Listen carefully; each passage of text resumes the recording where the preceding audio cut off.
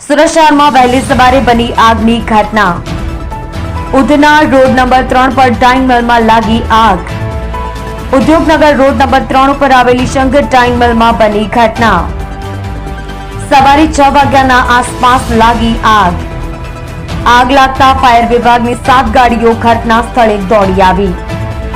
પાણીનો મારો ચલાવી આગ ઉપર કાબુ લેવામાં આવ્યો।